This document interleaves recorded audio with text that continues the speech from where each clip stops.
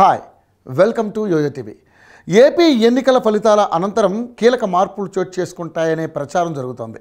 ఇప్పటికే రాష్ట్ర రాజకీయాల్లో కొత్త సమీకరణాలు తెర మీదకు వస్తున్నాయి. ఫలితాల అనంతరం ముఖ్యంగా టీడీపీలో భారీ మార్పులు జరుగుతాయని అంటున్నారు. ఈ నేపథ్యంలో మరోసారి ఎన్టీఆర్తో టీడీపీ బంధంపై చర్చ తెర మీదకు వచ్చింది. ఈ క్రమంలో టీడీపీ నేతలు చేసిన వ్యాఖ్యలు రాజకీయ వర్గాల్లో చర్చనీయాంశంగా మారాయి. అయితే కొంతకాలంగా టీడీపీతో జూనియర్ ఎన్టీఆర్ దూరంగా ఉంటున్నారు. పూర్తిగా సినిమాల వైపే ఫోకస్ చేశారు. 2009 ఎన్నికల సమయంలో జూనియర్ ఎన్టీఆర్ టీడీపీకి మద్దతుగా ప్రచారం చేశారు. ఆ సమయంలోనే ప్రమాదానికి గురి కావడంతో మధ్యలోనే ప్రచారం నిలిపివేశారు. ఇక పార్టీ మహానాడుకు ఆ సమయంలోనే హాజరైన జూనియర్ ఎన్టీఆర్ తర్వాత పూర్తిగా దూరం అయ్యారు. 2014-2019 ఎన్నికల్లోనూ టీడీపీకి మద్దతుగా ప్రచారం చేయలేదు. పార్టీకి తన అవసరం ఎప్పుడు వచ్చినా తాను సిద్ధంగా ఉంటానని జూనియర్ ఎన్టీఆర్ అప్పట్లోనే స్పష్టం చేశారు.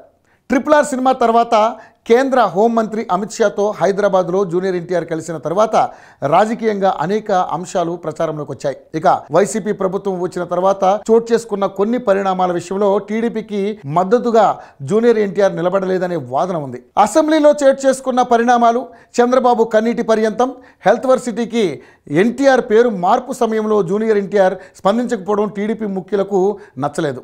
అప్పట్లోనే టీడీపీ నేత బుద్ధా వెంకన్న ఓపెన్గానే జూనియర్ ఎన్టీఆర్ గురించి చేసిన వ్యాఖ్యలు ఆయన అభిమానులకు ఆగ్రహం తెప్పించాయి. అదే సమయంలో కొడాలి నాని లాంటి వారు జూనియర్ ఎన్టీఆర్కు మద్దతుగా వ్యాఖ్యలు చేశారు. ఇక ఇప్పుడు బుద్ధా వెంకన్న మరోసారి జూనియర్ ఎన్టీఆర్ గురించి చేసిన వ్యాఖ్యలు వైరల్ అవుతున్నాయి. టీడీపీతో జూనియర్ ఎన్టీఆర్కు ఎలాంటి సంబంధం లేదంటూ సంచలనానికి కారణమయ్యారు. 2009 తర్వాత జూనియర్ ఎన్టీఆర్ ఇప్పటి వరకు ఎప్పుడూ పార్టీ ప్రచారానికి కూడా రాలేదని గుర్తు చేశారు.